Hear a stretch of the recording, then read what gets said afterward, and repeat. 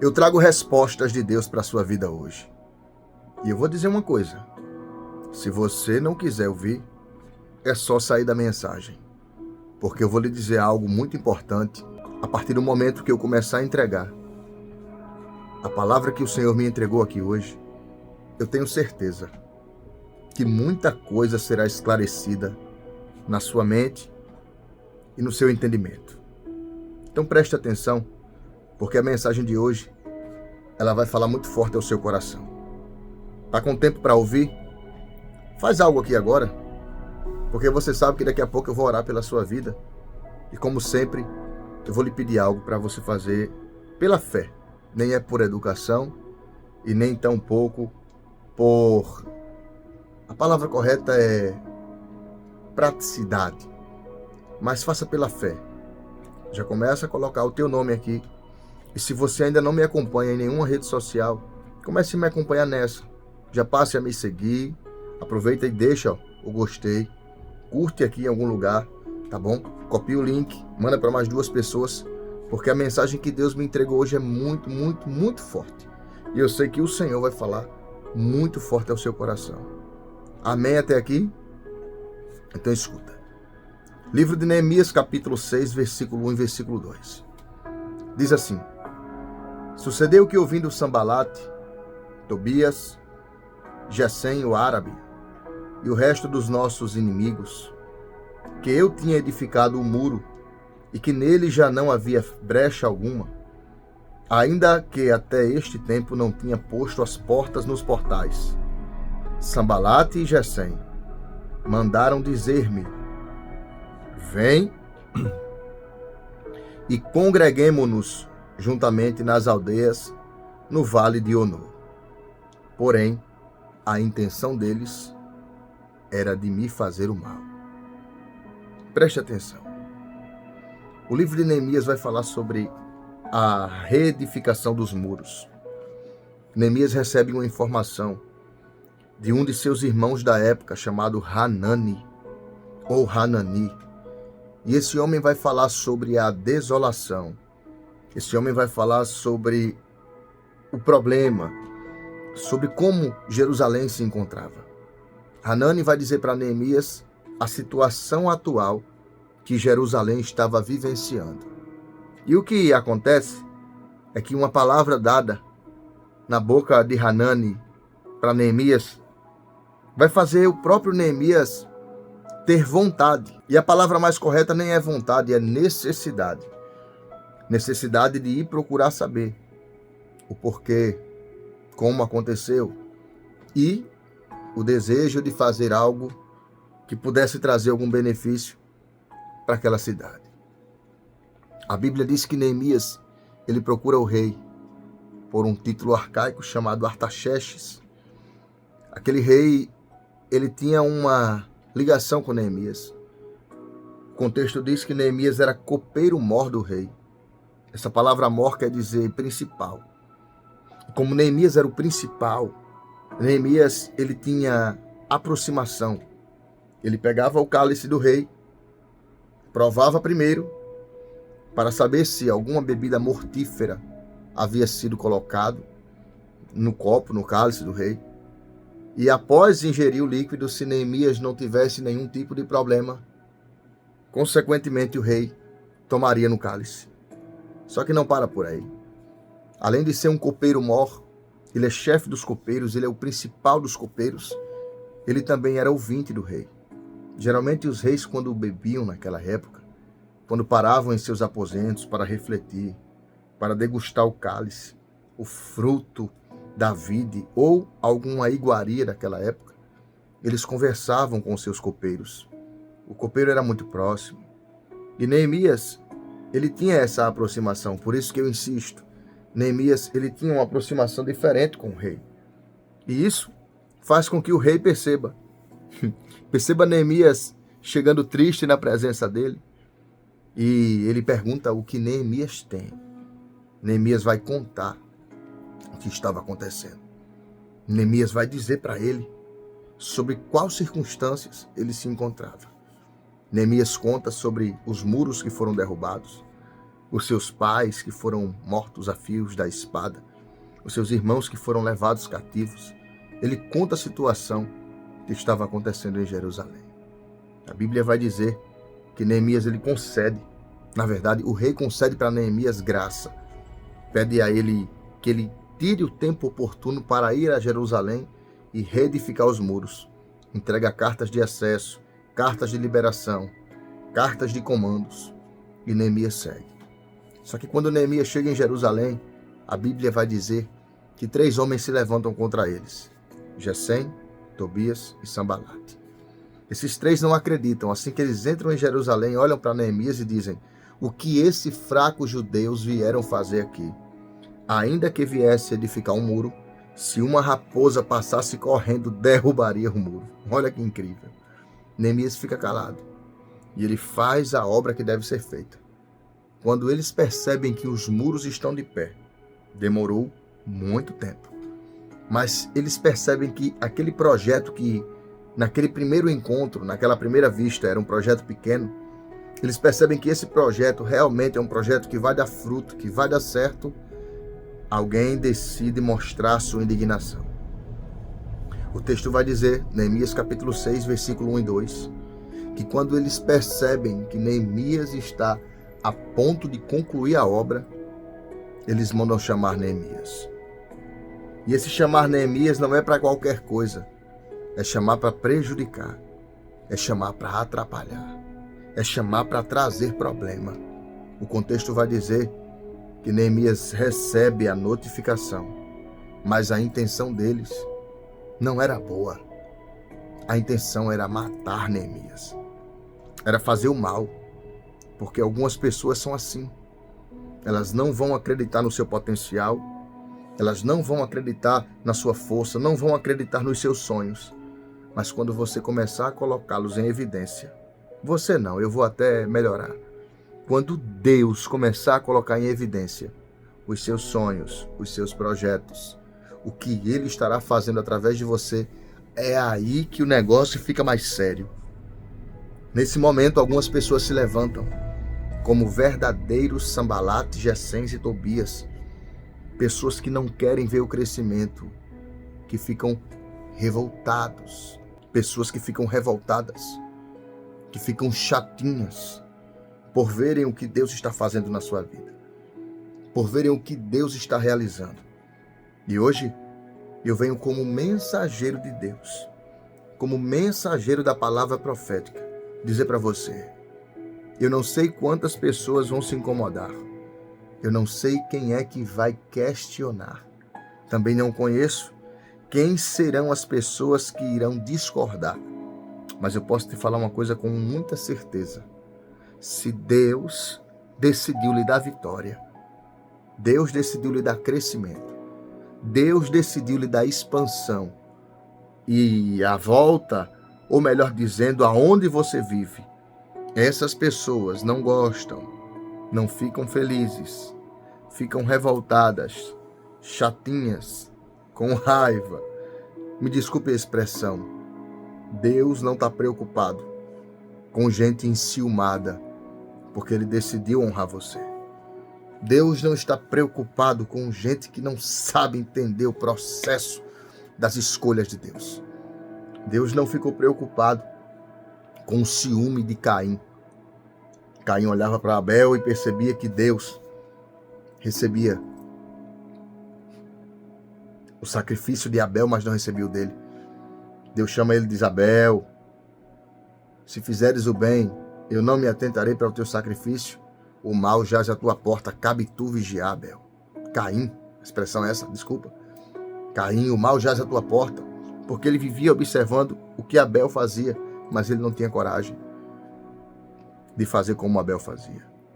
Algumas pessoas ficarão revoltadas quando virem o que Deus fará na sua vida. Fica tranquila, o crescimento de Deus vai chegar para você, independente de qualquer coisa. Eu posso ler o seu amém aqui nos comentários? Posso ler o seu amém? Já escreve amém aqui agora.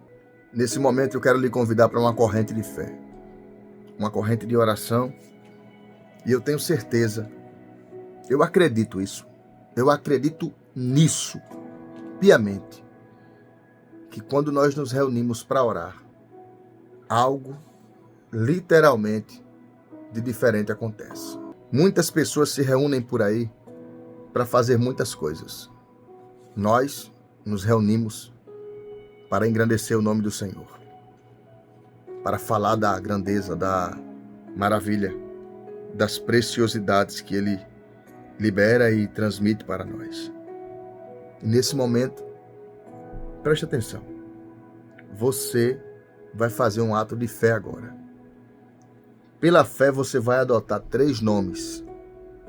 3 nomes nesse exato momento. Pode ser o nome dos seus parentes, pode ser o nome de alguém que você conhece, nome de alguém que você ama, pessoas da sua família. E eu vou lançar esse desafio agora. Esses 3 nomes você vai escrever aqui nos comentários agora. Inclusive, quando você escrever o nome, já vai pegar o teu copo com água aí. O meu já está aqui. Eu quero consagrar junto com você.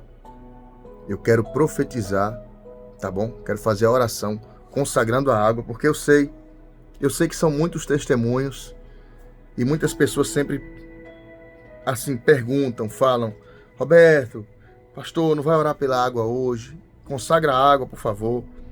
E são muitos relatos de testemunhos e eu não posso deixar passar. É para a glória de Deus, minha não. Eu só sou o instrumento. Ele é o Senhor, Ele é quem faz tudo. É Ele quem tem tudo na palma das mãos. Essa é a palavra correta, tá? Já escreveu aqui o nome? 3 pessoas. Pegue a água.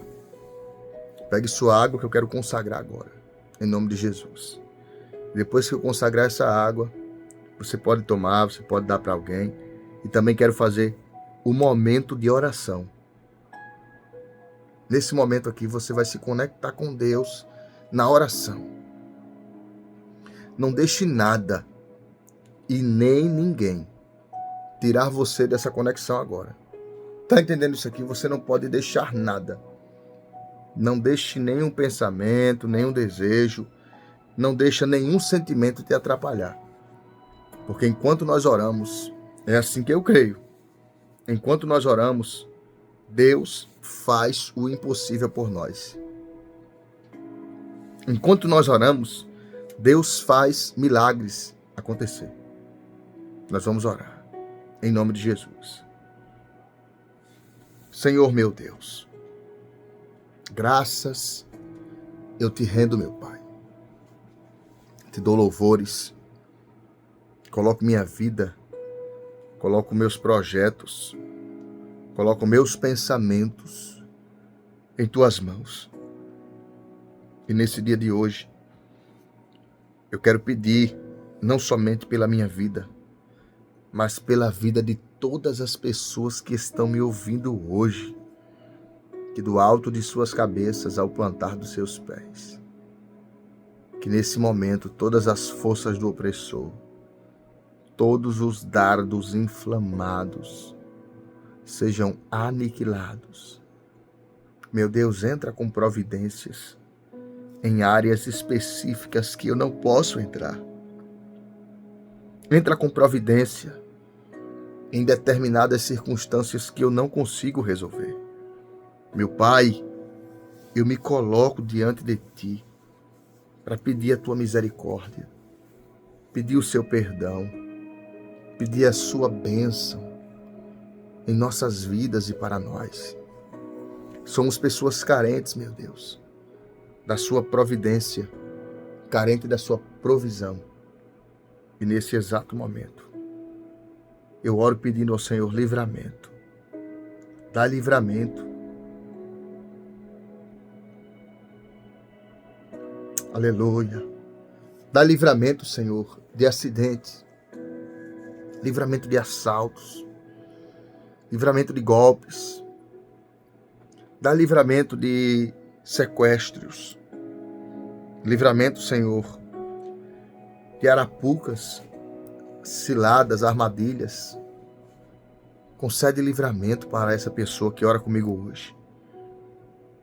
Meu Deus, eu apresento essa casa, essa vida, e eu peço que aonde estiverem, do alto da cabeça, meu Pai, ao plantar dos pés, que toda força contrária, que no nome de Jesus, toda ação maligna, diabólica, constrangedora, que faz essa filha e esse filho ficarem inquietos, inquietas, sem saber como agir, sem saber como fazer o que deve ser feito de forma correta.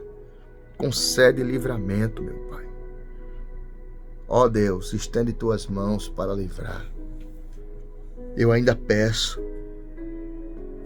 vem com teu braço forte, repreendendo e tirando toda a ação do maligno, repreendendo e tirando toda a força do opressor, nos dando ânimo e graça.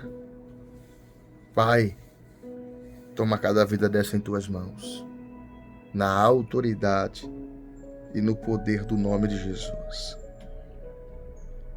Eu ainda apresento todos os recipientes com água.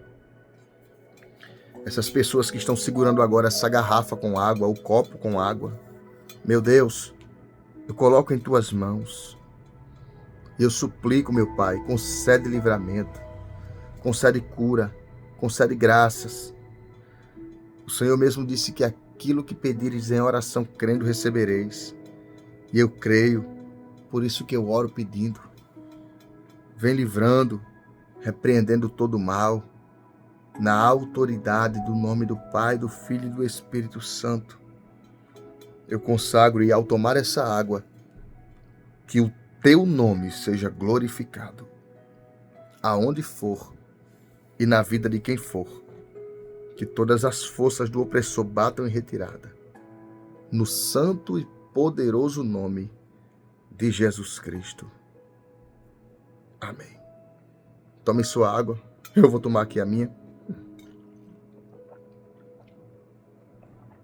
Aleluia. Diga graças a Deus. Momentos como esse, de oração, liberação da palavra, são momentos que deveriam acontecer mais vezes. E eu peço a Deus graça, força, ânimo, coragem, porque às vezes a gente carrega um peso tão pesado, porque existem pesos que são mais leves, mas existem fardos que são mais pesados, e às vezes o fardo é tão pesado que a gente não consegue, eu vou tentar usar a palavra correta aqui, a gente não consegue dar conta. No meio dessa oração, estava fazendo com vocês aqui agora, me bateu uma moleza, um desânimo. Para os mais antigos dizem assim, um mal olhado. Não é verdade? Quem já ouviu essa expressão, mal olhado? Quem já ouviu? Minha avó sempre usou. Aquele olho grande, aquelas pessoas que ficam com um olhar de inveja, secando você. Pois bem, nessa oração, eu senti muito um enfado, um peso. Eu senti, eu vou dizer assim, um jugo muito pesado. Mas eu creio que através das orações, porque as orações também são batalhas espirituais. Quando você ora a Deus, quando você clama a Deus, quando você invoca o nome dele, quando você convida ele, você está dizendo, Senhor, eu não tenho força, eu não tenho como, me ajuda. E é por isso que nós batalhamos no espiritual. As batalhas espirituais são compostas por isso: crer, acreditar, interceder e orar. E confiar. E eu creio que através dessa oração, desse momento de oração, o céu desfez muita coisa. Eu creio que através dessa oração, muita coisa que o inimigo estava tramando, arquitetando, caiu por terra. Você crê nisso? Então já deixa um amém aqui. E deixa eu te dizer uma coisa. Não saia dessa mensagem sem antes clicar aqui, ó, na seta e mandar para pelo menos 3 pessoas. São 3 bênçãos que Deus entrega para você quando você faz isso. Porque Jesus disse que a estes pequeninos, até um copo d'água que for dado, ser-lhe acrescentado. Então não saia da mensagem sem compartilhar. Compartilhe agora, em nome do Pai, do Filho e do Espírito Santo.